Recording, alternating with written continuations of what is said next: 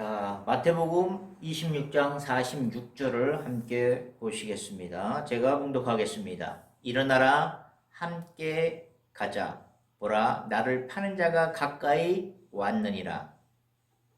2021년도를 맞이해서 일어나라, 함께 가자라는 제목으로 여러분과 함께 나누고자 합니다.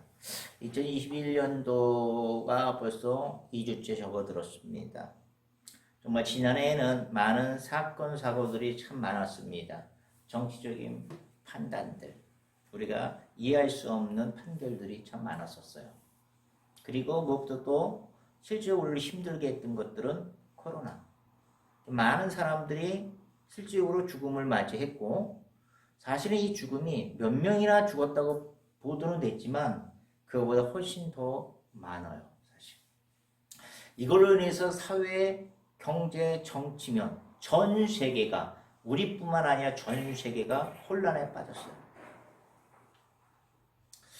알고 있는 지인이 일본 친구한테 전화를 해보니까 일본에서는 지금 우리가 매스컴을 통해서 보도되고 있는 3,000명, 4,000명, 5,000명, 7,000명이 넘었다, 이렇게 보도를 되는데, 사실 이거보다 더 많은 사람이 죽었고 더 많은 혼란이 야기되고 있다, 이렇게 얘기를 해요. 사실 언론도 실질적으로 자기 정부에 대해서 유리한 입장을 보여주는 것은 어쩔 수 없겠지만, 그만큼 혼란한 시대를 우리는 지난해 살아왔어요. 그리고 새해가 밝아 벌써 2021년도에 바로 둘째 주가 오늘입니다. 오늘의 시점에서도 어떤 정치적인 판단 부분은 아직도 여지없이 이루어져 나가야 될 것이고, 그리고 코로나 또한 여지없이 발생돼서 계속적으로 변이가 발생되고, 여러 가지가 우리에게 닥치지 않은 질병들이 한 500여 종이 우리 인체 가운데 면역력이 구성되지 않은 그런 바이러스들이 존재한다, 그런 얘기예요. 그러면 어떻게 돼요? 백신이 나온들 무슨 소용이 있고, 그 다음에 치료제가 나온들 무슨 소용이 있겠어요? 계속적으로 이 시기의 어두운 터널은 계속적으로 대면과 비대면 예배를 진행할 수밖에 없는 그런 상황이 되는데, 근데 아직도 우리의 생명이 어렵고 힘들고 경제가 다 낙후되어 있는데, 이 부동산 문제를 가지고 붙들고 안고 가는 많은 사람들이 있어요. 제가 참 보면 안타까워요. 지금 우리의 문제는 부동산으로 먹고 사는 문제가 아니라 거짓과 참가의 분별 없는 이 시대에 무엇을 믿고 살아갈 것인가, 나의 정체성이 흔들린다는 거예요. 또 언제 우리가 이 세상을 하직하고 떠나가야 될지 우리는 정말 예측할 수 없는 시대에 살아가고 있어요. 이런 시점에서 우리가 이 부동산을 가지고 돈을 많이 번들, 모든 세계는 지금 불황으로 취업률이 바닥을 치고 있는 세상 가운데 이 부동산 가지고 쉽게 먹고 살겠다고 하는 그런 얄팍한 지혜를 가지고 있는 사람들이 참 많아요. 조작을 하죠, 많이들. 그죠? 자, 이 문제를 가지고 정부가 잘못됐다, 정책 실패했다, 많은 문제들이 많이 있어요. 하지만 거기에 주도권을 잡고 행사하는 그런 세력들은 지금 시대에 대해서 정확하게 분간을 못하고 직시하지 못하고 있는 상황이 참 많은 것 같아요. 우리 이 시기의 현실은 계속적으로 앞으로 진행 중이죠. 참 갑갑한 거예요. 이 시점에서 다시 한번 우리는 우리 기독교인 교계와 우리 성도들, 크리스찬에 대한 그 믿음의 정체성을 다시 한번 돌아봐야 될 때가 아닌가 싶어요. 우리 크리스찬들은 우리의 믿음이 지금 어디에 가 있나? 흔들리고 있죠. 앞으로 먹고 살고 취업하고 그리고 복을 누리며 여유롭게 살기를 원하는데 이게 아닌 거예요. 거기에 오는 혼란들, 이건 둘째치고 첫째는 내 믿음이 가짜인지 진짜인지 분간할 수가 없다, 그런 얘기예요. 우리의 믿음은 예전에 주일만큼은 오로지 성전에 가서 하나님께 예배드리고 헌신하는 그런 한 가닥의 일만의 믿음은 갖고 있었어요. 근데 비대면이다 보다 보니까 우리의 믿음의 정체성은 흔들리면서 나태해지는 거죠. 그리고 우리 자신은 정말 우리가 하나님을 사랑하고 있는지, 하나님의 사랑을 배반하지 않았는지, 하나님이 살아있는지 이조차도 분간할 수 없는 처지에 놓여 있는 게 사실인 것 같아요. 우리 교계와 단체들은 어떤가요? 며칠 전에도 세계적인 선교단체 열방보 센터예요. 그 센터를 위해서 500명 이상의 실질적으로 코로나가 전파가 됐어요. 정말 교계와 단체들이 일관성 없는, 지각 없는 그런 정책들에 의해서 거기에 함께 참여하는 실질적으로 성도들은 지각 없이 동조하며 가는 성도들을 볼 때마다 답답할 때가 있어요. 뭔가 정확하게 눈을 뜨고 정확하게 사리 판단할 수 있는 뭔가 지각이 있어야 되지 않을까. 이런 시선으로 매 매스컴마다 목사들의 부패, 교회들의 팽창주의, 이기주의, 기복주의 뭐 이런 것들로 인해 세상에서는 비아냥거리가 되기 십상이었어요.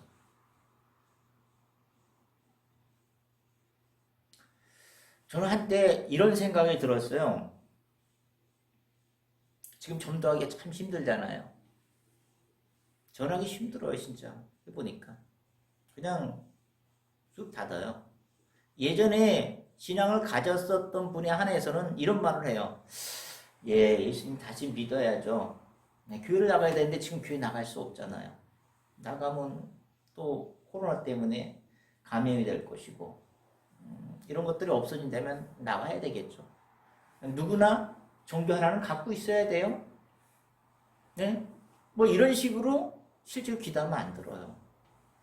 생명이 앞과 뒤를 내다볼 수 없는 절박한 순간이 왔는데도 실질적으로 우리 결단을 못 내리고 있다는 거죠. 피부에 와 닿지 않는다는 거예요. 한편으로는 저 많은 사람들이 하나님을 알 수 있는 기회가 점점 줄어드는구나. 그리고 한편으로는 얄팍한 나의 이기심에 내가 이 시기에서 믿음을 가지고 있었다는 게 얼마나 다행인지 정말 감사할 때가 있었어요. 여러분들이 만약에 지금 시대에 하나님을 믿지 않은 그런 상황이었다 그러면 누구에 의해서 전도를 받을까요? 복음의 말씀을 들을 수 있을까요?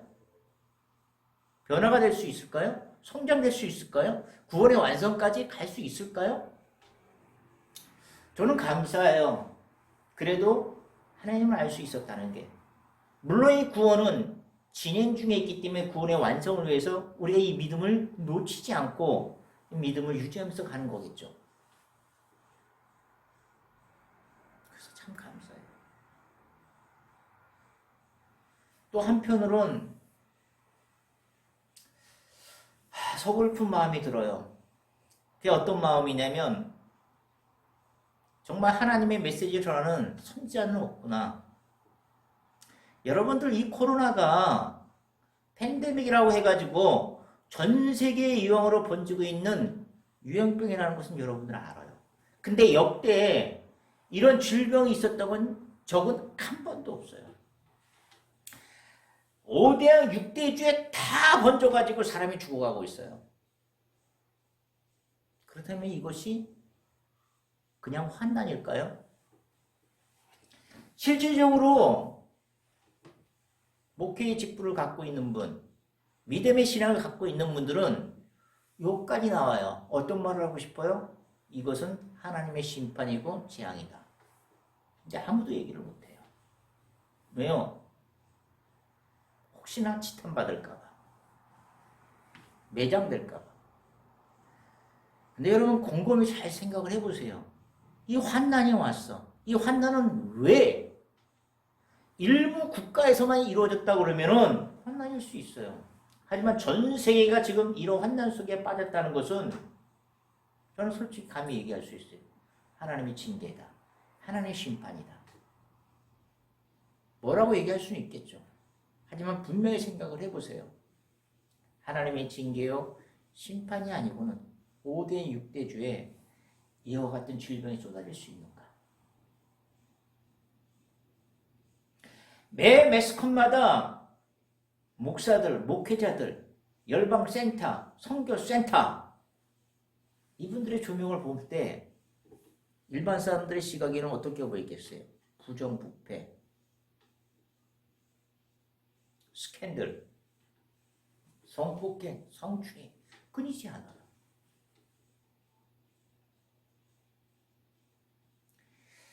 질보다 양을 우선히 해가지고 열매 하면서 팽창주의에 빠져있고 또 나만큼 우리 교회만큼은 실질적으로 더 커져야 된다.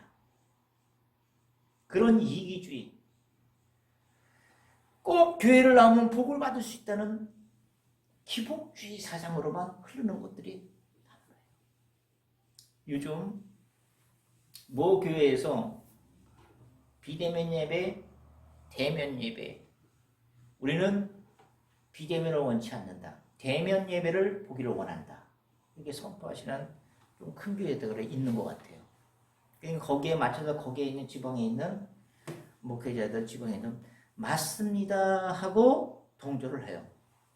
네 맞아요. 대면 예배 보셔야죠. 근데 저는 어느 날 갑자기 한편으로 이런 마음을 주셨어요. 너희들이 원하는 대면과 비대면 성도와 대면을 하면서 예배를 드리기를 원하는데 하나님은 이렇게 말씀하시는 것 같아요. 대면과 비대면 성도와 함께 드리는 예배 이전에 너희들 목회자들, 성도들, 크리스찬들은 하나님과 대면을 하냐? 그 메시지가 오는데 바로 이거라는 거예요. 성도와 대면 예배를 드림으로써 내가 말씀으로 받은 걸 선포하기를 원하는데 그러나 이 말씀을 받을 수 있는 하나님과의 대면 관계는 이루어지지 않고 있다는 얘기죠. 목회를 한 5년만 하고 3년만 했어도 이 성경에 대한 지식들은 거의 다 갖게 돼요. 그냥 선포하게 되죠. 떠오르는 말이니까. 여러 개의 책들을 보게 되면 예화도 있고 돌아가는 세상 얘기할 수가 있고 얼마든지 목회는 할 수 있어요. 그러다 보니까 본인의 실질적인 신앙은 성도들이 나와서 3,000명, 10,000명, 50,000명까지 이루어지는 예배를 우리는 봐야 된다고 얘기를 해요.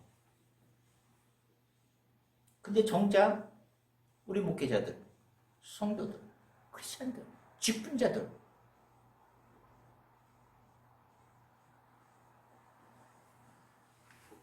하나의 욕심일 수도 있지 않나. 세상에서는 지금 대면 예배, 비대면 예배에서 상가든가 또 모임이라든가 다 절제를 하고 있어요. 지금 교회에서도 비대면 주제로 많이 가고 있어요. 근데 지금 다시 그런 말을 꺼내가지고 대면 예배를 무조건 봐야 된다.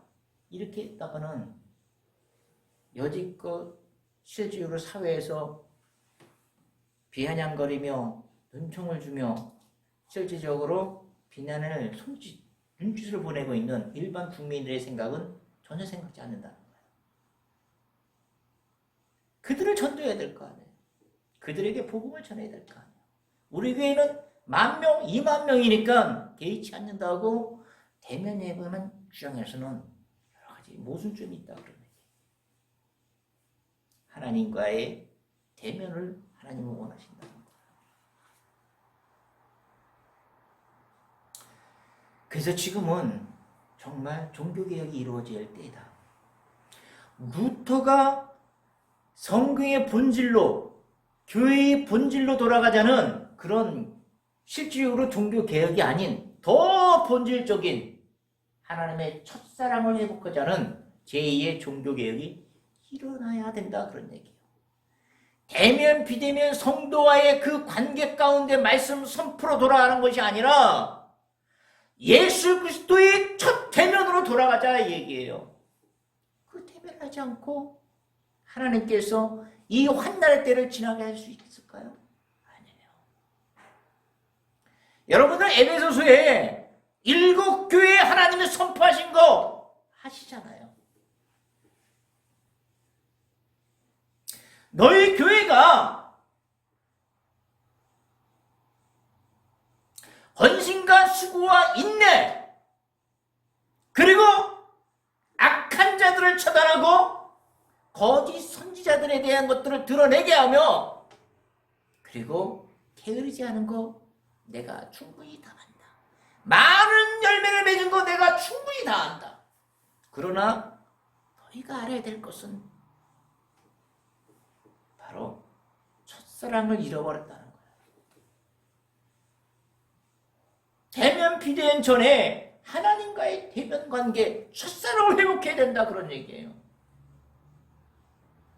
너희가 만일 첫사랑이 어디서 떨어졌는가를 생각하고 돌이키고 회개하지 않느냐면, 그걸 회복하지 않는다면 내가 내 촛대를 옮겨버리겠다. 네가 가지고 있는 직분을 옮겨버리겠다. 내가 몸담고 있는 교회를 옮겨버리겠다. 귀 있는 자는 다 들어라 말씀하셨지 않습니까? 오늘의 환난의 원인은 대면 비대면의 성도와의 관계, 말씀의 선포의 문제가 아니라, 열매의 문제가 아니라, 헌신의 문제가 아니라 하나님과 인격적인 대면의 관계, 이것을 원하신다는 거예요.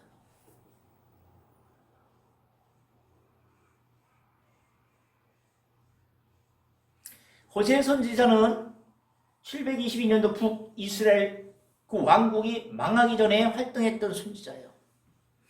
하나님의 말씀을 분명히 전했습니다. 그 선지자는 내 백성이 지식이 없어 망하는도다. 내가 지식을 버렸으므로 내가 너를 버릴 것이고 내 제사의 양식을 다 쳐버릴 것이다. 내가 하나님의 율법을 잊어버렸으므로 내가 네 자녀를 잃어버릴 것이다. 여러분,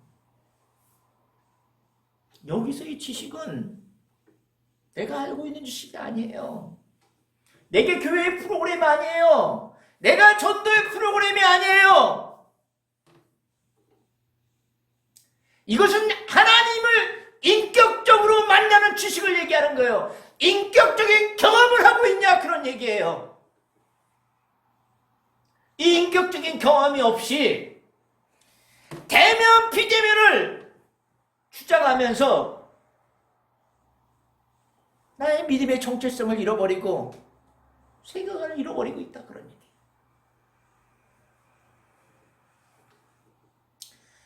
제2의 종교개혁은 바로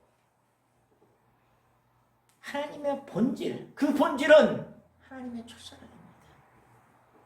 이것이 회복돼야지 바로 우리의 믿음의 정체성이 회복이 되는 거고 제2의 종교개혁이 일어나는 것입니다. 우리가 이 상태로 돌아가지 않는다면 우리의 환난은 끝이 없어요. 아웅다웅 부동산 문제를 다투게 될 것이고, 아웅다웅 대면과 비대면을 다투게 될 것이고, 사회주의 공산주의를 다투게 됐다, 이런 얘기예요.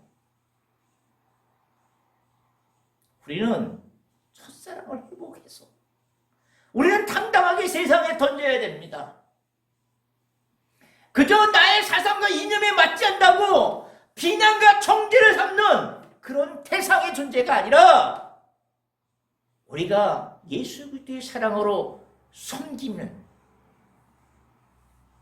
배려할 수 있는 대상으로 그들에게 하나님의 메시지를 전할 그런 때인 것입니다.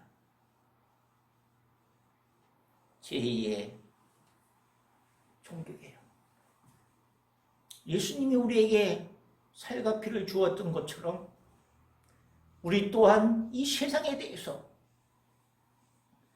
찢겨진 빵과 부어지는 포도주가 돼요. 이 땅 가운데 하나님의 교훈을 전할 수 있는 시기가 빨리 왔으면 좋겠다는 생각이 듭니다. 언젠가 제가 마태복음을 묵상을 하다가 이런 말씀을 저에게 주셨어요.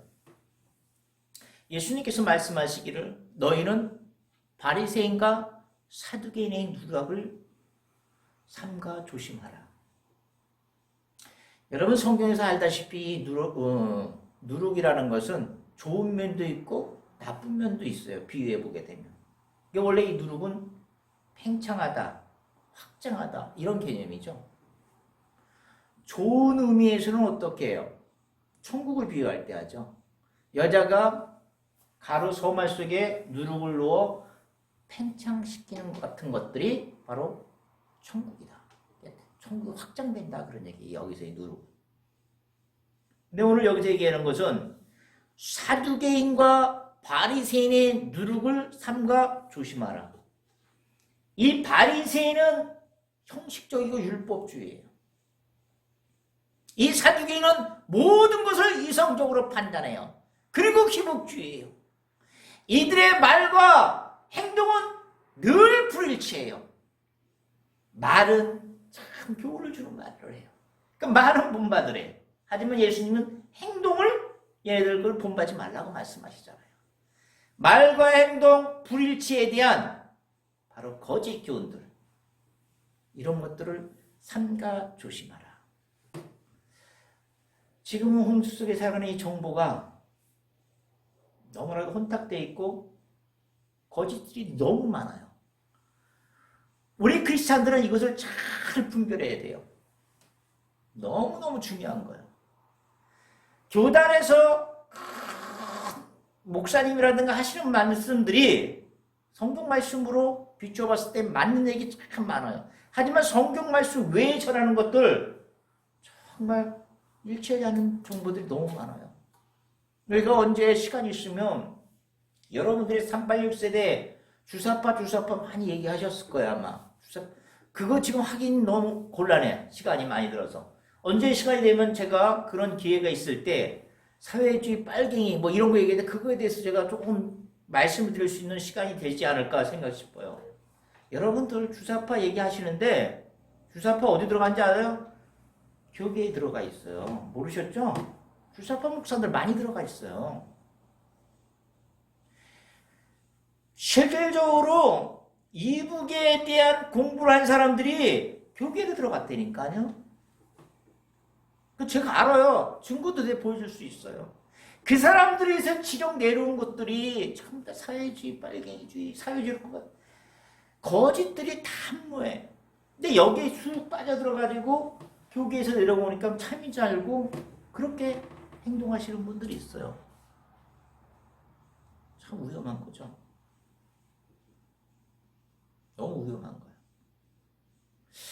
우리는 정말 2021년도 새해 밝아서는 여기에 대해서 사례 분별할 수 있도록 하나님 말씀 중심에 서 있어야 되겠다. 믿음이 흔들려져야 되겠다.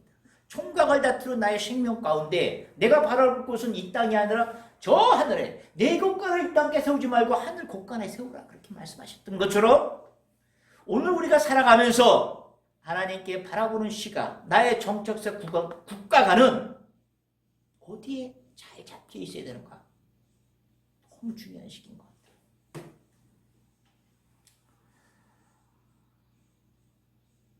우연히 다큐 영화를 한번 본 적이 있어요. 아마 정치인들도 많이 보고 사회주의, 뭐 빨갱이, 민주주의 뭐 이런 게 관심 있는 분들은 그 다큐 영화를 보셨을 거예요. 일반 그 쪽에는 안 나오고 넷플릭스 거기에 보면 위기 민주주의 이렇게 나와요. 여러분들 꼭 보세요. 사회주의, 민주주의를 끌고 간다. 사회주의다. 뭐가 사회주의고 뭐가 민주주의는 거기에 잘 나오고 있어요. 브라질이에요. 지금 현실의 브라질이 위기의 민주주의예요. 간략하게 그냥 제가 말씀을 드린다면 왜 위기의 민주주의인가? 왜 사회주의 공산주의로 갈 수밖에 없는가? 왜 민주주의가 뺏기고 있는가? 그러니까 여러분들 민주주의가 아니면 무조건 공산주의라고 그러는데 그게 아니에요. 독재로 끌고 가면 이건 민주주의가 아니라는 얘기예요. 우리 역대 정권들 독재로 간 게 많았잖아요. 어떤 사람은 그렇게 얘기하고 옛날 그 시절이 좋았다고. 여러분들 그 시절에 당해봤던 사람은 그 얘기 못 꺼내. 여러분들 사법적으로 피해가 봤다 그러면 그 얘기 못 꺼내. 여러분 친척과 여러분 자신이라면 독재 그렇다고 얘기 못 꺼내. 그 수많은 젊은 피를 흘렸던 386세대 지금 586세대가 돼 있지만 그 사람들이 왜 목숨을 걸고 민주주의로 바꿨는지 여러분은 이해 못 하실 거야. 민주주의가 얼마나 귀중한 건지. 그 민주주의의 귀중함을 이 브라질의 위기 민주주의에서 우리는 볼 수 있어요. 간략하게 얘기한다면 그 노동자 출신이에요. 룰라라고. 유명하신 분이에요. 노동계에서 실질적으로 노동자에 대한 어떤 그 복지라든가 편익을 보장해달라는 차원에서 상당히 많이 그 집단 행동도 했지만 이루어질 수가 없었던 거예요. 왜냐면 거기 기득권 세력들이 자본주의 세력들이 잡고 있는 독재 정권이 있었죠. 그게 바로 군사 정권. 군사 구태도로 정권을 잡은 게 바로 21년 정도까지를 군사 독재 정권으로 끌고 갔던 거예요. 이게 세월이 흐르다가 이 룰라가 안 되겠다, 정치로 나가야 되겠다 가지고 노동당을 창설을 해요. 그래가지고 거기서 계속 3번까지인가 2번, 3번 하면서 하원까지 들어가고 하원에서 이제 노동당 대표로 이제 대통령이 당선이 돼요. 왜? 이 독재라는 게 요즘 민주주의에서는 실질적으로 어떻게 경제정책이라든가 복지정책 면에서 낙후돼 있잖아요. 그죠? 독재는 그 북한처럼 봐봐요. 경제발전이 이루어지지 않잖아요. 그러니까 경제 불균형 때문에 사람들이 못 살겠는 거야. 그러니까 노동당의 룰라를 표를 찍어주는 거예요. 61%에 당선이 돼요. 근데 당선이 됐는데 국회의원들이 작지 않습니까? 설립한 지 얼마 안 됐으니까. 그러니까 어떻게 돼요? 국회를 운영하려면 의석수가 너무 중요한 거예요. 함께 할 수 있는 의석수가. 그러니까 연정을 하게 되죠. 브라질 민주운동당과 연정을 해요. 잘 이끌어갑니다. 거기에다가 이제 석유까지가 개발이 돼요. 석유에서 개발돼가지고 그 얻는 이익들 가지고 사회정책, 복지정책에다 막 투자를 하는 거예요. 이 복지정책에서 가장 획기적인 게 가만히 보니까 초등학생들이 출석률이 15% 이상 안 될 경우에는 정부 지원이 없어진다. 그러니까 어떻게 돼요? 내가 정부 지원을 받으려면 아이들을 학교로 보내야 되는 거예요. 가장 기본적인 지식부터 쌓아야 된다 이거예요, 국민들이.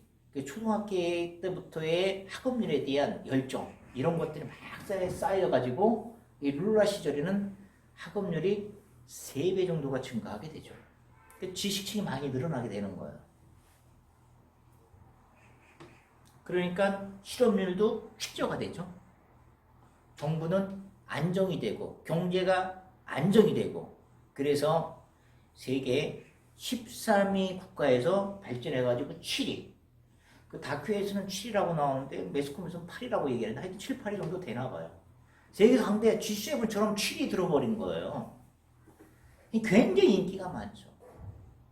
그러니까 이분이 퇴임할 때 2번 연정을 하죠. 퇴임을 할 때 87%의 지지를 가지고 퇴임을 하게 돼요. 그런 정권은 역대 없어요. 지금 문재인 정권도 굉장히 센 편이에요. 47%, 50%. 근데 그 룰라는 87%였어요. 퇴임을 하면서 누굴 키우냐면 후계자로 호세프, 여성 대통령이에요. 이분도 노동당 당권 투쟁하셨던 분이에요. 이분을 세우죠. 이분이 당선이 돼요. 당선이 돼서 또 그 민주운동가가 연정을 하면서 이분이 이제 개혁을 해요. 이게 어느 정도 됐는데 부정부패가 너무 많은 거야. 개혁할 게 너무 많은 거야. 근데 이 호세프가 지금 우리나라처럼 개혁을 단행을 해요. 부정부패 개혁. 법도 발의 막 하고. 그리고 석유회사, 거기에 하청업체들, 건설사, 건설분도 많이 일어났으니까. 거기에 대한 또 부패 부분이 있나 없나를 또 검사를 해요. 그 검사를 맡은 게 모루 검사예요. 모루 판사.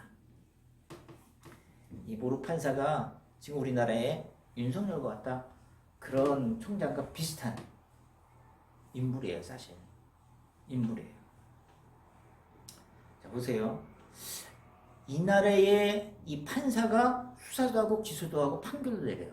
신기하죠? 근데 지금 우리나라가 기소권은 뭐 검찰청으로 간다. 수사처는 뭐 경찰로 간다. 뭐 이렇게 분리한다. 뭐 이런 말들은 많았잖아요, 사실은. 그래서 거기서는 실제로 수사는 경찰이 담당해요. 지금 우리나라 같은 그 경찰이 담당하는 거고, 그 다음에 검사는 기소만 해요. 분리돼 있어, 진짜로. 우리나라만 기소하고 수사 다 갖고 있는 거죠. 옛날 독재 정권 때 그렇게 한 거예요, 실질적으로. 정권을 유지하기 위해서. 그리고 판결만 판사가 했어요. 자, 근데 여기에 나눠서는 기소는 경찰, 수사는 경찰, 그 다음에 기소는 검사. 이렇게 나눠져 있는데, 이 판사는 기소하고 검사까지 할 수 있는 판사가 있는 거예요, 또. 그리고 재판은 또 공판 판사가 있는 거. 그러니까 기소청은 분리가 했는데, 이걸 관리할 수 있는 이 판사가 기소하고 그 다음에 수사까지 다 해버리는 거야. 이 문제가 있는 거야, 여기서 문제가 있는 거야. 그러니까 자기가 혼자서 기소하고 수사 다 하니까 한마디로 사법부의 수장이야, 이 판사들이. 그리고 자기 동료한테 판결을 내리게끔 해달라는 거죠. 그럼 판결 그대로 나는 거야. 그러니까 여기에 문제가 있잖아요, 사실. 그래서 우리나라는 어떻게 돼요?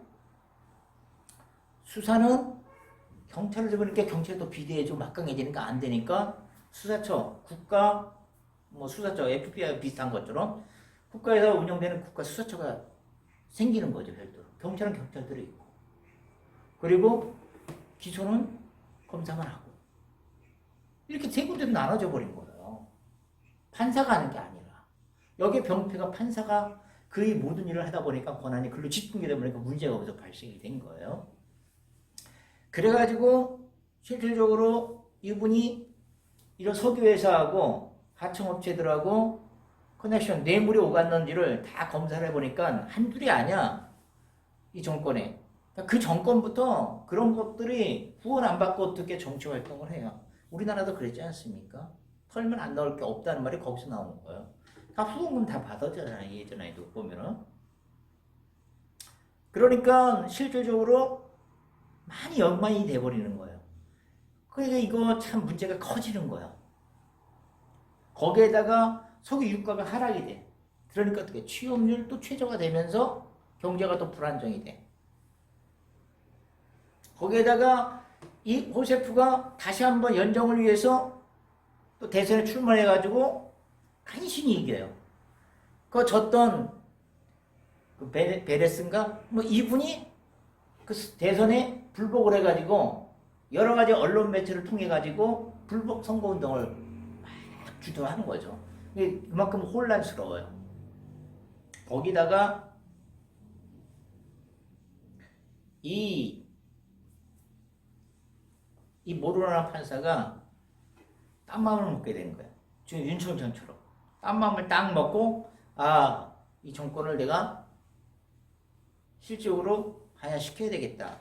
해가지고 대통령을 수사하는데 어디에 대해 업검이냐면 회계 부정. 회계가 투명하지 않고 돈이 실질적으로 문제가 발생이 됐다. 회계 부정을 뒤집어 씌워요. 그러니까 인터뷰할 때 보니까 호세프 그 대통령이, 여자 대통령이 나는 절대 돈을 빼돌린 적이 없다. 뒤집어 씌운 거죠, 그냥. 법을 찾을 수가 없어, 증거는. 그 와중에 그 하원 의장, 그냥 이 사람이 거기에 연루돼 있어. 이 사람뿐이겠어. 그러니까 이게 들통날라고 하니까 어떻게 돼요? 연정을 파기하고. 그러니까 대부분 이제 이 대통령한테 이제 이런 부정부패의 척결을 이제 금지하자. 다 죽는다 이러다가. 그러니까 이제 호세프는 노한 거예요. 왜? 깨끗하니까. 근데 회계 부정에 올가매져 있고 증거를 막 찾고 있는 상황이 됐고 이 쿠냐는 완전히 결정의 증거들이 많이 나오는 거야. 그러니까 너하고 실질적으로 호세프하고는 연정을 파기한다 선언을 하고 탄핵을 주도를 해요. 탄핵을 주도하는데 기존의 호세프 그 당에 있었던 그 의원들도 부정부패 있을 거 아니에요. 연루돼 있을 거 아니에요. 이분들도 탄핵에서 벗어나려면 어떻게 돼요? 탄핵에서 그 범죄에서 발각되는 것에서 벗어날 수 있는 방법은 호세프를 탄핵시켜야 된다는 거예요. 그러니까 자기 당에 있는 소속당도 실질적으로 배신을 하게 되고 다른 당들도 배신을 하게 되고 그러니까 탄핵이 누가 돼요?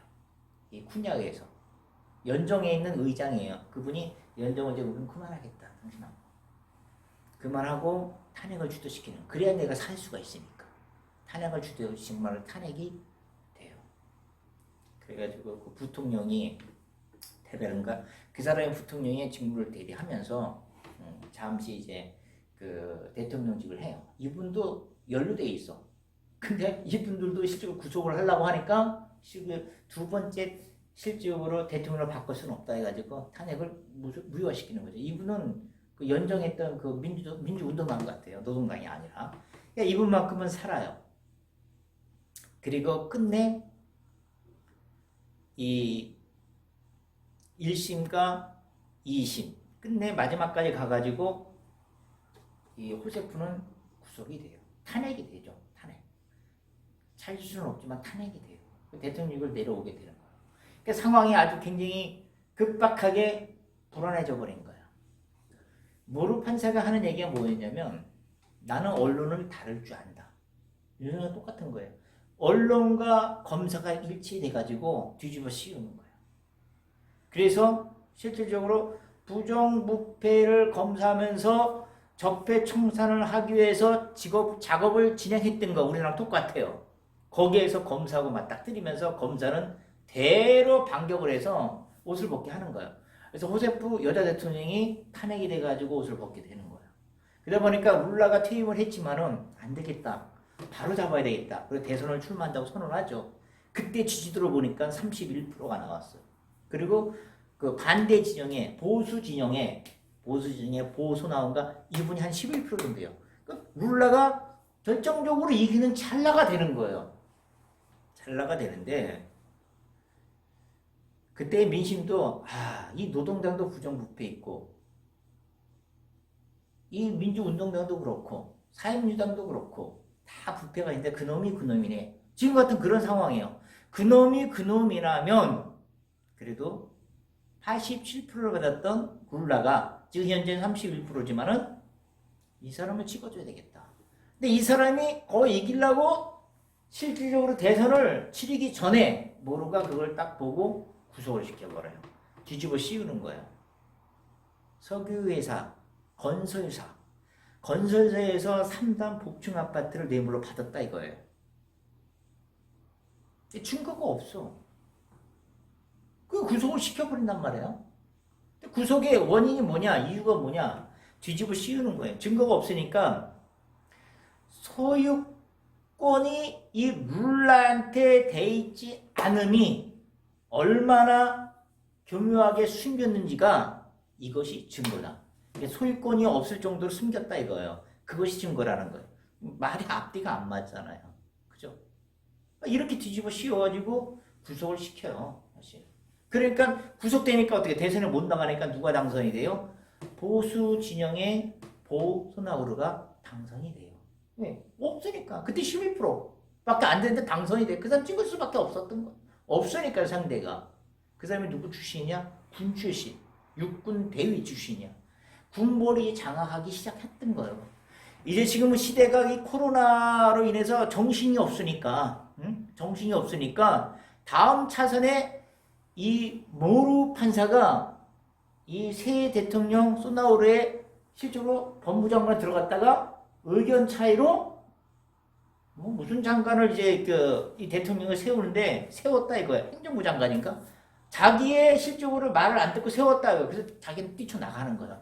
그러니까 한마디로 법무장관이 좌지우지하고 하려고 들어갔는데 그게 안 되니까 나온 거예요. 다음 대선에 나오겠다 이거예요. 나와도 될지 안 될지 몰라. 여기는 군 출신이 아니야, 군 출신. 갔다가는 실적으로 쿠데타가 날 수도 있는 거 아니야. 그러니까 어찌 될 수는 없지만 지금 이런 상황들이 발생된 게 바로 브라질이라는 얘기야. 그러면서 룰라 대통령이 구속되면서 많은 지지자들 때 환호 받으면서 꼭 살아나오세요 하면서 인터뷰 한마디를 하는데요. 뭐라고 하냐면 내가 대통령 임기 중간에 참 굉장히 안전적인 80%일 때 내가 언론 개혁을 하지 않은 게 최대의 실수다. 언론 개혁. 검사가 진행을 해도 언론이 그걸 뒷받치지 않으면 지지율이 없으면 화면에 그거 안 띄우면 검사는 실적으로 그런 것들은 행동을 할 수가 없어요. 판사 그렇게 판결 못 내려요. 언론이 주도적으로 움직이기 때문에 실적으로 국민들이 그쪽으로 현혹이 되고 실적으로 뭐 세뇌가 되어버리니까 자기네는 그 일들을 추진할 수 있는 거예요. 언론, 사법부, 수사, 검사, 판사 이것이 합작이 돼가지고 여자 대통령을 탄핵시키고 그리고 모르 대통령을 수감시켜버렸어요. 그러면 어떻게 되는 거예요? 특별 기득권층이 장악을 해버리는 거야. 감히 어떻게 상대를 할까? 대통령 탄핵시키고 수감시키는데 언론이 같이 뽕짝을 맞춰주는데 이게 민주주의라는 거야. 여러분들이 얘기하는 뭐 사회주의로 간다, 공산주의로 간다. 이 기득권 세력한테 뺏겼을 때 흘러 가는 거야. 그게 사회주의로 가는 거죠. 근데 우리 국민들 대다수 모르시는 어르신들 그래요. 사회주의로 끌고 간다. 공산주의로 지금 우리를 진영을 끌고 간다. 이게 누가 얘기하는 거예요? 보수 진영에서 옛날 프레임 그대로 있어요. 공산주의 빨갱이. 김대중 대통령 빨갱이라고 그러고 문재인 대통령 빨갱이래요. 어떤 사람 문재인 대통령이 평양 출신이래 고향이.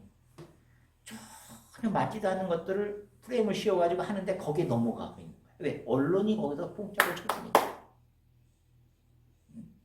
문제가 너무 크잖아요.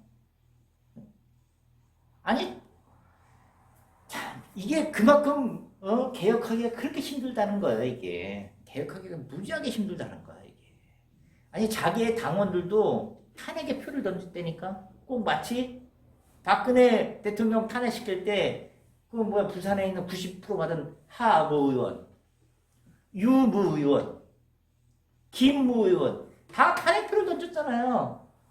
그리고 지금 어떻게 돼요? 같이 무임승차해가지고 하나가 돼가지고 또 다시 그냥 사면을 해야 된다 이러고 있잖아요. 보면 이 정치는 요지경이야. 내가 먹을 때는 참 요지경이야. 정도가 없어. 자기가 국회의원을 해먹기 위해서는 수단과 방법을 가리지 않아.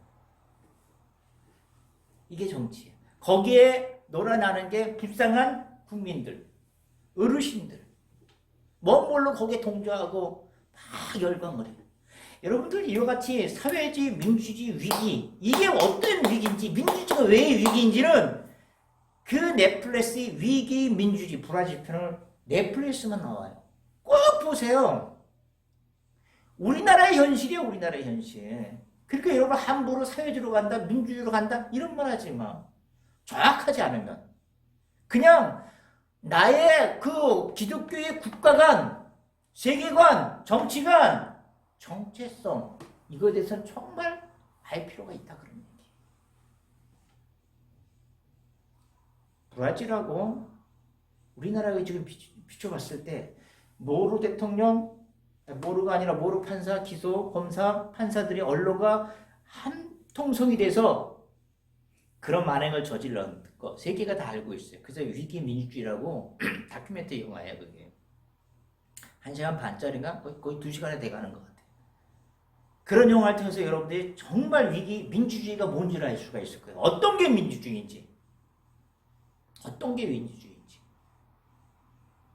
근데 우리 지금의 현실하고 차이점 두 가지가 있어요. 내가 가만히 생각해 보니까 그때는 브라질에서는 노동자층이 실질적으로 대권을 잡은 거예요.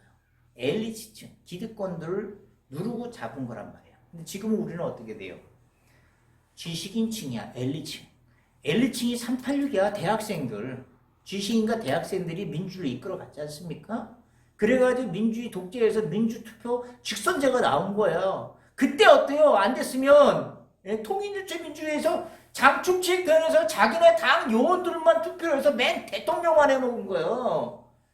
이게 독재야. 독재에 당한 사람 한둘이 아니야. 여러분들 피부에 안 닿아서 그렇지 얼마나 불합리한데. 여러분들 어떤 행정 같은 거 업무 보다가 불합리한 거 많잖아요. 막 지금 많이 없어졌지만 좀 그때 많이 느꼈어요. 직선제로 간 거예요. 지금은 어때요? 지식인층, 엘리트층이 실제로 기득권이야. 386 시대 민주주의를 일으켰던 이 세대가 실질적으로 대통령이 된 거예요. 이 세대가 실질적으로 기득권을 잡은 거예요. 근데 이 정체가 그렇다고 노동자를 실질적으로 등한시했냐? 그렇지 않아요. 여러 가지 복지 정책으로 노동 권위를 많이 옹호해주고 있어요.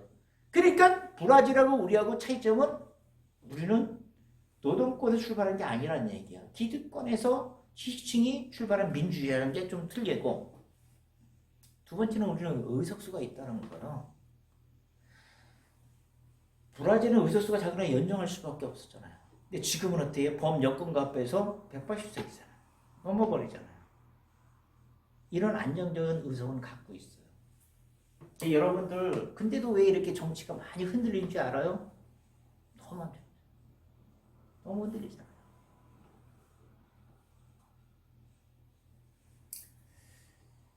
그래서 이 새해에서는 정말로 정보가 범람하는 이 세계 가운데서 우리가 얼마나 정확하게 판별을 할 수 있는지 바로 세우기를 실행을 해야 되겠다. 그런 생각이 드는 거예요. 언론 매체에서 왜곡된 이 보도에서 바로 알고 바로 세워야지 실제로 우리가 진리 가운데 믿음 가운데 선포할 수 있는 길이 넓어진다는 거예요. 그리고 우리 국가와 세계관 정체성에 대해서 바로 알아야 되는 거예요. 바로 세워져야 되는 거고, 무엇보다 중요한 것은 성경 말씀에 왜곡된 부분들, 편파된 부분들, 굴곡된 부분들, 이런 것들이 바로 세워야 된다, 그런 얘기예요. 2021년도에는 이 바로 세우기가 정말 너무 중요한 것 같아요. 말씀만 바로 세우려고 하는 것이 아니라 이 정치 세계면에서 정말 잘못되어 있는 부분들을 바로 알리고 바로 세우고, 그래야 나의 정체성, 자아, 하나님의 진리를 잘 선포할 수 있고 내 인격을 바로 세울 수 있기 때문에 이런 부분들을 우리는 게을리해서는 안 된다, 그런 얘기예요. 우리 정치가 안정적으로 돌아갈 수 있는 가장 요소는 두 가지인 것 같아요. 의석수, 국회의원이 많아야 돼요. 이 정치를 이끌어 가려면 의석수가 있어야 돼요. 연정을 하든 의석수가 있어야 돼요. 연정을 하든 연정을 탈퇴하고 나가시는 그 의원들 말고 고정적인 의석수가 좀 있어야 돼요. 우리나라는 그런 건 돼 있는 것 같아요. 집권 여당 174석에다가 범여권 합하면 180석이 넘어요. 의석수는 어느 정도 확인이 될 수 있어요. 근데 문제는 지지율의 문제라는 얘기예요. 이 지지율은 이 정부에서 실제로 지지율이 굉장히 높았어요. 높았을 때 좀 개혁에 대한 것들을 박차하는 것들을 등한시했어요. 룰라가 정말 최대의 실수는 바로 언론 개혁을 하지 못했다는 거였어요. 그렇게 지지율 87%까지 올라가면서 승승장구했던 시절을 그냥 허송세월하고 호세af에 넘겨주는 바람에 그때부터 했던 것들이 그게 문제가 됐다, 그런 얘기. 이 지지율은 올라갔다 내려갔다. 왜 올라갔다 내려갔다? 물론 정치를 잘못해서 내려가기도 해요. 근데 여러분 지금 너무 야권에서 보수 진영에서 터무니없는 가짜뉴스, 편파 보도 이걸로 인해서 지지율이 곤두박질 쳐요. 대부분 간이 보면. 여러분 뉴스 보면 잘 모르시죠? 그런 문제가 너무 많아요. 이런 문제가 하루속히 해결이 돼야 돼요. 해결하는 방법은 있어요. 다 이것도 어려운 것 같아요. 제가 왜 얘기하냐면 바로 알려야 되기 때문에. 바로 세우기. 이게 바로 2021년도의 하나의 주제예요. 바로 세우기. 언론 바로 세우기, 바로 알려서 세우기, 정체성, 믿음의 정체성 바로 세우기, 말씀, 이단, 왜곡된 이런 부분에서 바로 세우는 거. 이게 2021년도의 최대의 목표로 삼고 있어요. 하루속히 검찰사법부 개혁은 기소청이 분리되고 사법부 기관이 들어서고 또 정관예우가 법이 발의됐어요. 두 가지가 남아있는 것 같아요. 배심원제. 여러분들 판사 지금 요번에 작년에 판결된 거 여러분들 당연히 그거 사법부가 정의가 올바로 섰다고 생각을 하시나요? 더 길기 때문에 제가 얘기하지 않아요. 검사가 이 판사가 마음에 안 든다고 고발을 해가지고 판사를 바꿔버려요. 그래가지고 다른 판사가 들어와가지고 판결을 내려 검사가 이기게끔 만들어버렸어요. 정경심 판사. 모르셨죠?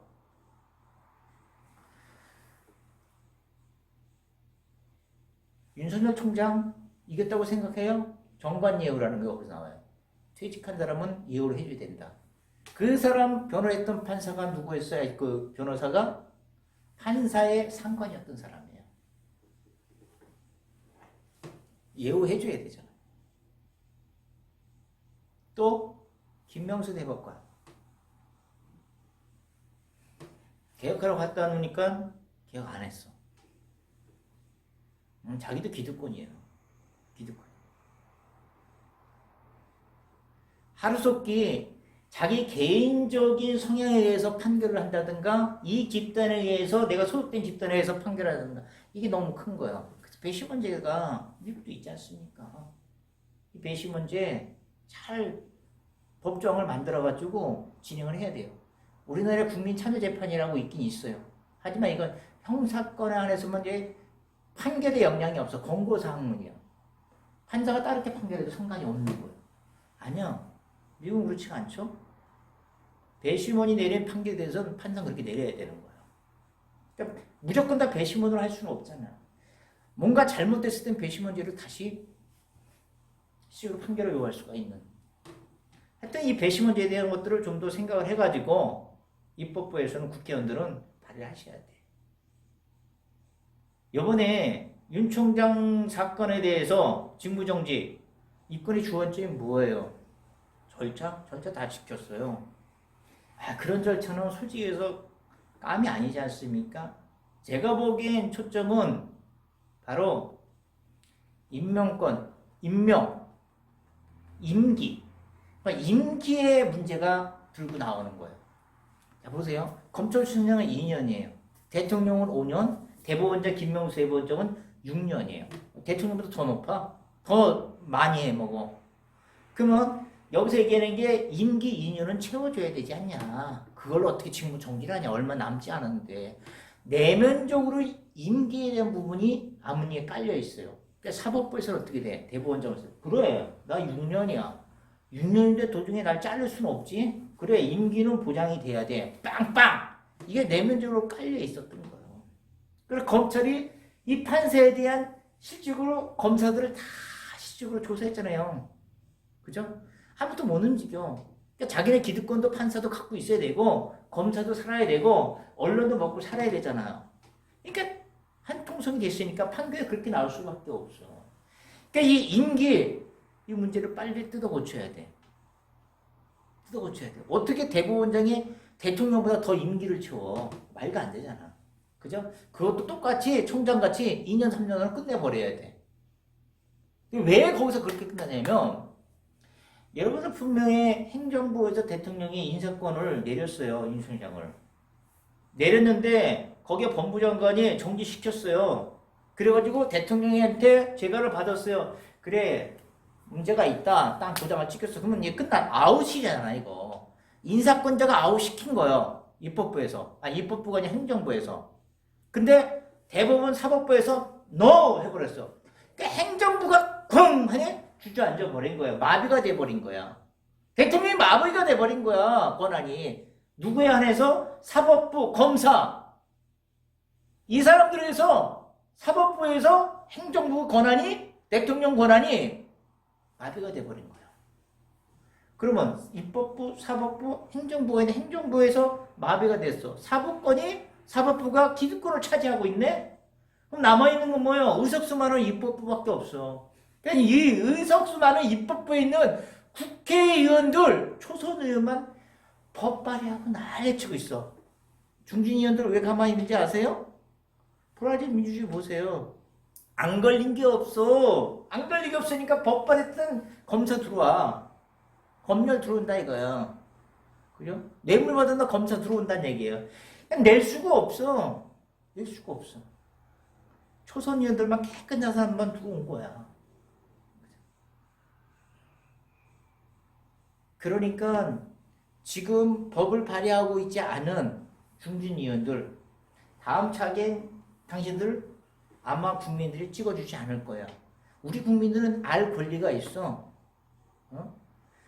내가 낸 세금으로 복지를 누릴 의무가 있어.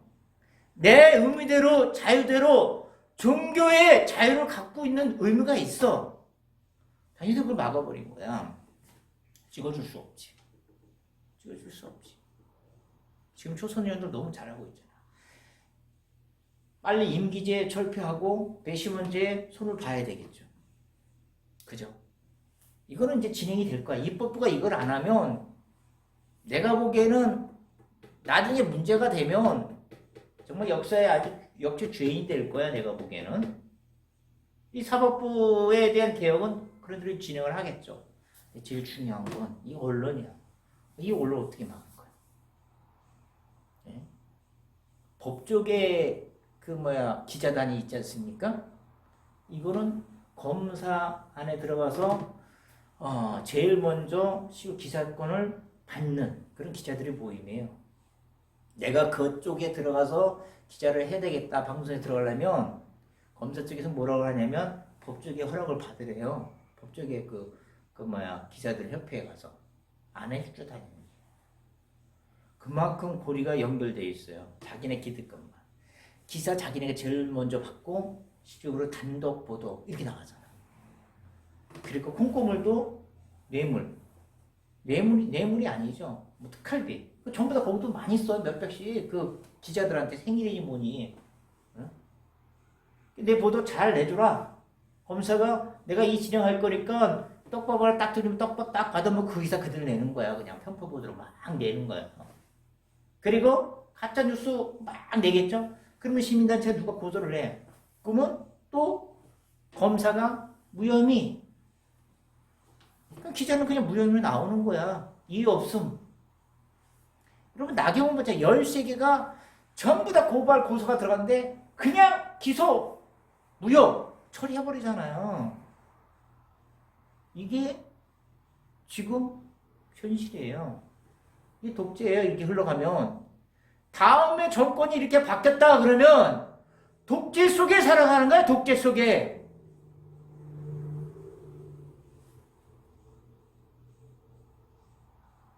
여러분 연합뉴스 국가에서 연 300억씩 투자해가지고 보조해줘가지고 운영되는 그 뉴스 업체 알잖아요. 연합뉴스. 여기서 실질적으로 돈이 있으니까 기자들을 보내가지고 다 취재해가지고 제일 먼저 만들어 사실.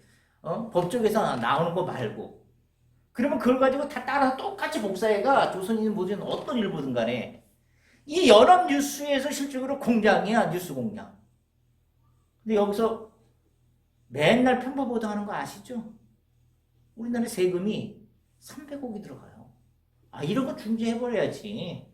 복지에 써야지. 아우서 죽겠다는데 왜 300억을 그런 기레기들한테 실질적으로 자금을 후원하냐 이거요. 아니지 그거는.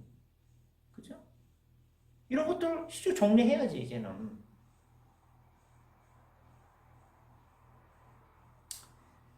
여러분 지지율도 보세요. 무슨 미터 있어요. 방식이 틀려 다른 데랑. 그러니까 맨날 이상하게 나와. 방식이. 내 방식 뭐라고 얘기하지 않겠어. 근데 그거를 계속 보여줘. 예? 항상 큰 사건 재판 앞서 그 여론조사가 먼저 띄우는 걸 딱 띄워놔줘요. 너희들 판사 이 여론 봤지? 땅땅. 이 여론 조작, 이 지지율 같은 거 문제가 많아요. 그러니까 징벌적 손해배상죄 이 5천만 원 작어. 몇 억을 때려야지 미국처럼 그런 가짜뉴스 안 되물해. 정통래 의원이 쫄았어. 내가 보기에는 5천만 원이 뭐야. 예전에 과거 때 정통래 의원이 여론에 문매 맞아 국회가 떨어졌거든요. 터무니없는 거. 이게 실적으로 증명이 됐어. 터무니없는 거. 근데 떨어진 걸 어떻게 해. 또 손해배상 뭐 이렇게 하면 또 여론이 문매 맞을 텐데. 그러니까 그거에 대한 안갚음으로 5천만 원을 했는데 약해. 집단소송제 준 기장님 법무에서 그랬잖아요. 예? 거기에 피해보는 집단으로 소송을 다 할 수 있도록 만든다고. 그 두 개 빨리 진행되고 징벌조선이제 액수를 높여야 돼. 그 액수 높인다 그러면 또 여론을 문매 맞을까봐 일사천리로 법을 발의해야지. 그러니까 그것도 암흑리에 엄청 크게 올리고 시우로 사법부에 대한 것도 발의를 다 해놔가지고 여기 땅 임시국회 때 딱 한꺼번에 다 올려버려야지. 소리 소문도 없이 일사천리로. 그 4월달에 뭐 선거 있다고 했지 않습니까? 서울하고 부산 지지율 때문에 여론 때문에 뒤집어진 거예요. 그렇다고 문제가 해결되냐? 안 돼. 중요한 건 여긴 것 같아. 자, 손해배상 집단소송제에서 가짜뉴스 안 써. 뭐가 문제야? 편파 보도. 내가 입맛에 맞는 것만 올려버리면 어떡하냐 이거야. 여러분들 윤석열이 지금 정부에 대해서 실제로 월성원전 더 사용할 수 있는데 왜 폐기하냐. 얘 가지고 공무원 3명 기소시켜버렸잖아. 근데 월성원전에 대법원에서 예전에 헌법소원인가 어디에서 폐기해야 된다. 시기가 벌써 다 끝났다. 결정난 사건이에요. 그거 조사한 거야 강제로. 그래가지고 싹 기소해버린 거 아니야. 근데 며칠 전에 포항 MBC에서 MBC는 참 그런대로 괜찮은 방송이야 제가 보기에는. 포항 MBC에서 월성원전 방사능 누출 이게 발표했는데 다른 언론은 하나도 안 내. 포항 MBC에서 딱 하나 낸 거야. 윤석열 검찰 정부를 향해서 칼날을 가지고 내들었는데 방사능이 누출됐어. 아예 포항 그 경북에 사시는 분들, 월성 근처에 사시는 분들 왜 들고 안 일어날까? 보도가 안 하니까. 이게 바로 편파보도야. 편파보도. 그럼 될 일이 없지. 예? 그 편파보도를 하는데 어떻게 해? 그럼 거기에 맞대응할 수 있는 제도가 있어야 될 거 아니야. 법으로 안 된다 그러면 그거는. 편파보도 내가 법이 되겠어? 내 보도 꼭 내 이렇게 할 수는 없잖아. 자유인데 그것도 언론의 자유인데. 지금 보면 실제로 비난과 정제 뭐 그걸 떠나서 편파 보도 때문에 지지율이 왔다 갔다. 안 돼. 안 된단 말이야. 여러분들 알다시피 핸드폰이라든가 컴퓨터 들어갈 때 제일 먼저 들어가는 관문이 뭐예요? 포털 사이트라고 하죠. 제일 1위가 제일 많이 사용되는 포털 사이트가 어디예요? 네이버. 아니면 다음. 뭐 구글, 레이트, 뭐 여러 가지가 있잖아요. 그죠? 네이버가 실제로 80% 이상을 차지한다고 내가 보거든요. 그럼 거기에 들어가면은 처음에 들어가면 그 화면이 떠야 되잖아요. 내가 무슨 사이트를 찾든 간에 검색을 하든 이메일을 하든 뉴스를 보든 소식지를 보든 거길 들어가야 돼. 근데 거기 들어가면 네이버 다음 들어가면 거의 우리나라의 실질적으로 포털 사이트의 90% 이상이 그걸 쓰고 있어요. 거기에서 내가 들어가는 이유가 뭐야? 내 소식도 봐야 되는 거야. 들어간 김에. 그죠? 검색도 해야 되고. 근데 다른 뉴스 창들 봐봐요. 다 편파보다 거짓 뉴스가 도배를 해요, 도배를. 볼 수가 없어. 그래서 저 젊은 대학생들한테 물어봤어요. 혹시 포털사이트 못 쓰냐? 그러니까 구글 쓴대. 예, 다음 내용 보기 싫어가지고. 너무 가짜가 많으니까. 그죠? 그냥 아무리 우리가 진실을 보도할 수 있는 매체가 있고 이더라도 봐야지. 볼 수가 없는 거. 내가 찾아가야 봐야 돼. 흔히 접할 수 있는 부분. 그게 바로 포털사이트. 이 포털사이트를 만들면 되잖아. 왜 안 만드는지 모르겠어? 포털사이트를 만들면 되잖아. 포털사이트를 신문 방송을 만드는 건 둘째고 포털사이트가 만들어져야 된다니까요. 포털사이트. 처음에 들어가면 나올 수 있는 거. 그죠? 인기도가 있어야 되잖아. 그러려면. 아무런 누구 들어가나 내 다음 쓰고 있었는데. 뭔가 사람의 이목되고 주목할 수 있는 사이트를 만들어야지 글로 들어갈 거 아니야. 바꿀 거 아니야. 아니, 왜 못 만들어? 지금 우리 국민방송은 KTV 방송이 있더라고요. 보면. 내가 KTV 방송도 그동안 안 봤어요, 사실. 뭐 국가에 대한 관계된 거, 정책에 대한 거 나오고, 뭐 드라마는 뭐 전원일기 정도 나오더라고요. 실제로 국민 생활과 밀접하게 실제로 국민 생활에 들어오지 못했어. KTV 방송이. 제가 보기에. 채널도 71번 저 끄트머리에 가 있어. 어느 세월에 눌러가고 있어. 우리 키면은 보통 거기에 가 있지 않잖아, 채널이. 보통. 응? 지상파 방송 그쪽에 가 있잖아. 그러다가 뭐 조금 더 가면 뭐 케이블 방송 쪽 채널 뭐 이런 쪽으로 좀 가가 있고 71분까지 누가 봐 그거를. 또 거기서 나오는 게 국가 정책에 탁탁한 것만 나오지. 전원일기 옛날 것만 나오지. 누가 보냐 이거. 실생활에 필요한 것들을 방송을 제공을 해줘야지 국가 정책을 알지. 채널을 앞당겨줘야 되고, 예? 그리고 드라마 채널, 연예방송 채널도 만들어놔야죠. 아니 그렇게 만들어놓고 운영해서 돈 들어가는데 뭐하러 그렇게 만들어. 실생활에 들어와야지. 그렇게 만든 게 원래 KBS 아니야? 근데 KBS가 저 모양이 돼버린 거 아니야. 그죠? 들어와야지. 땡기고 드라마, 연애 이런 것들에 대한 제작. 물론 이 새해에는 그렇게 나가겠다고 얼뜻 내가 본 것 같아. 그만 밀어붙여야지. 근데 그렇다고 그걸로 되나? 안 되지. 포털을 만들려면 그거는 방송들의 역할을 담당하시고 채널을 좀 앞당기고 실생활에서 화면으로 볼 수 있는 채널을 앞당기고 인터넷과 PC에서 있는 포털이 꼭 준비가 돼야 되겠죠. 그거 만들어야지 어떻게 해. 아니 진실을 보도하지 않는 그런 매체들만 있는데 왜 가만히 있어요? 그거를. 자, 지금 보니까 이때의 신문인가 그냥 일반 신문에서 제일 보도를 정확하게 해주고 정말 발품바리로 뛰는 그런 보도 매체가 있어요. 뉴스타파. 국민의 99% 정도의 후원을 가지고 운영되는 거예요. 거기서 실질적으로 정확한 정보들, 팩트를 보도하니까 그 보도를 매체로 해가지고 MBC, KBS 조금씩 보내주고 있어. 진실이니까. 획기적인 거니까. 발로 뛰니까. 그런 보도 매체. 플러스 뉴스 광장 딴지일보 같은 거 정확하잖아요. 네?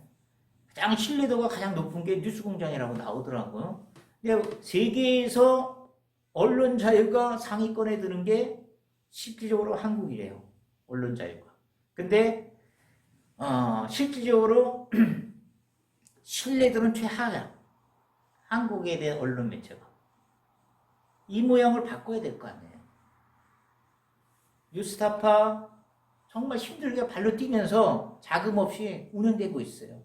거기 도와줘야지. 그 매체 도와줘야지. 그 매체 플러스 뉴스 광장, 딴지일보. 신문 보다가 거기 가면 정확해. 신문. 정확하게 되면 아주신문인가? 아주경제인가? 굿모닝 춘천? 경기도 신문? 등등 있지 않습니까? 그리고 유튜브에 정확하게 팩트만 해주는 유튜브들 있지 않습니까? 그걸 모아서 실질적으로 포털을 만들어야죠. 그거를. 예? 힘들면 뉴스타파 전화하세요. 뉴스타파가 찾아가세요. 이렇게 움직일 테니까 이 포털을 좀 만들 수 있도록 힘을 모아달라. 해야죠. 코너도 그런 것만 있는 게 아니잖아요. 채널도 진실공방 이런 것들은 거짓이고 진실이라는 진실공방 코너를 만들어줘요. 이게 진실 거짓인지 어디로 가요? 그 사이트로 갈 거 아니에요. K방역 얼마나 잘하고 있어요. 세계에서 1등 가지 않습니까? 그 방역에 대한 실체를 정말 국내 국외에 대한 방역에 대한 사항을 자세히 거기다 올려놓으셔야지. 여러분들 우리가 IMF 시대에 정말 힘들었어요. 경제가 안 좋고 그러니까. 그때 희망이 뭐였어요? 스포츠였어요.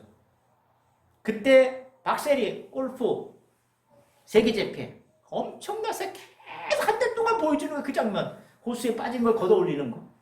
박찬호 메이저리그 입성. 그게 하나의 희망이었어요. 그게 하나의 희망을 보고 이러는 거 아니었어요, 그거? 그 힘으로 가지고 시주로 금모아 팔고 이래가지고 극복한 게 IMF 아니에요. 지금 시기에 그것들을 다 죽이고 있어.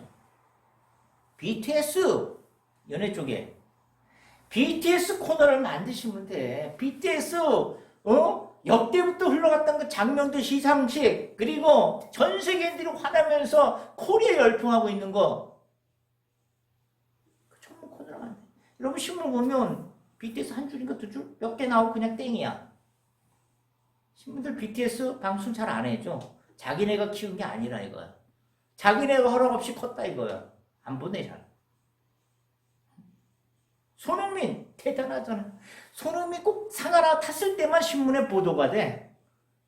손흥민의 일거수일투족의 전문적인 실제로 코너를 마련해 줘봐요. 스포츠 중에서도. 손흥민뿐만 아니라 이강인도 있지 않습니까?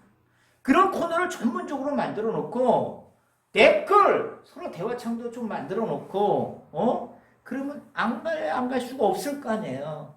젊은이들 BTS는 얼마나 많아요. 세계에서 들끓어 그 사이트에 오게 되면 거기만 만날 수 있는 거야. 댓글창에서. 예? 손흥민 마찬가지야. 남자들 여자들 우상들 아니야? 거기 가면 손흥민을 만날 수 있는 거야. 댓글로 주고 갈 수 있어. 맨날 할 수는 없지만 그런 창도 만들어놔봐. 들끓어. 지지율 여론조사 정확한 것만 여기다 올려주는 거야. 다른 채널 올리지 마.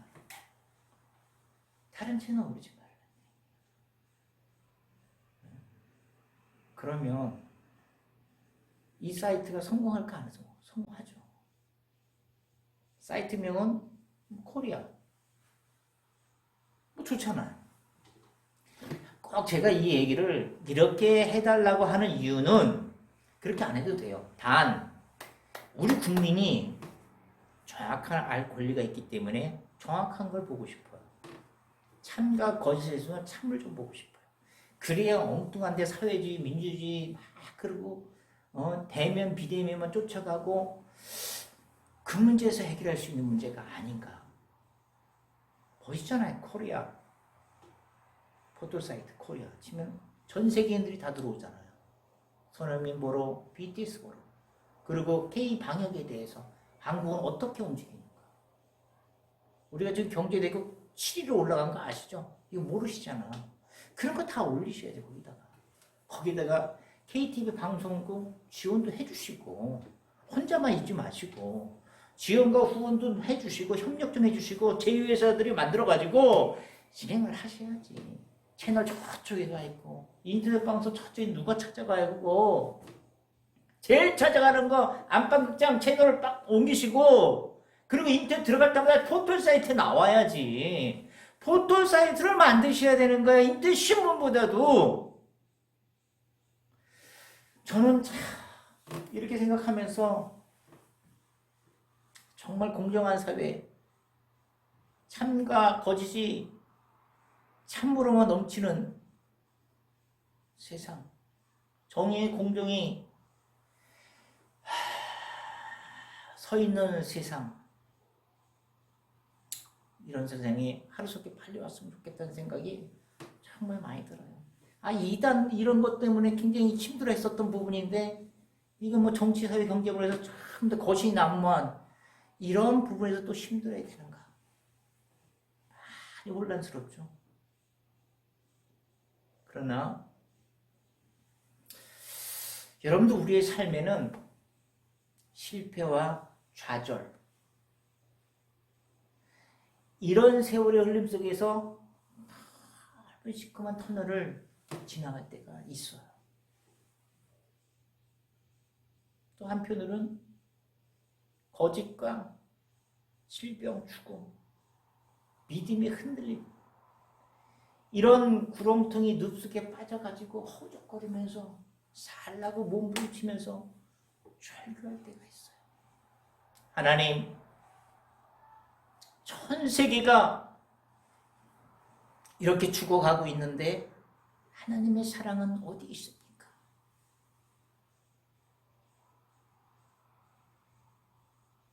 하나님, 거짓과 불의가 난무하는 이 세상 가운데 참은 어디 있고, 하나님의 공정과 정의는 어디 있습니까?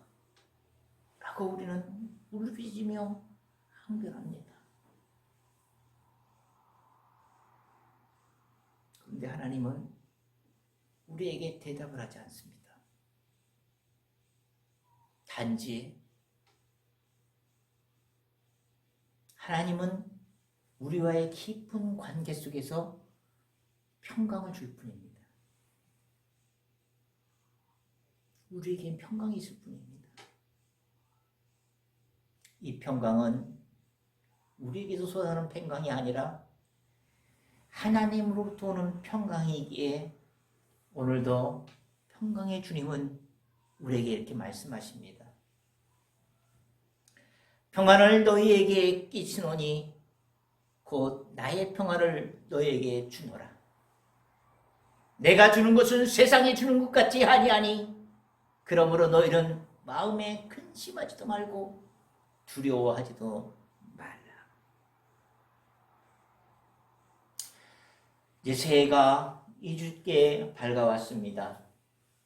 이제 우리가 절망과 그리고 흑암과 번뇌와 울부짖음 속에서 모든 것을 다 뒤로 하고 예수 그리스도의 십자가에 묻고 새 희망찬 정말 것이 없는 잠이 있는 이 세상을 향해서 닥차고 일어나 우리 함께 힘을 합쳐 나가는 시대가 오기를 간절히 소망합니다.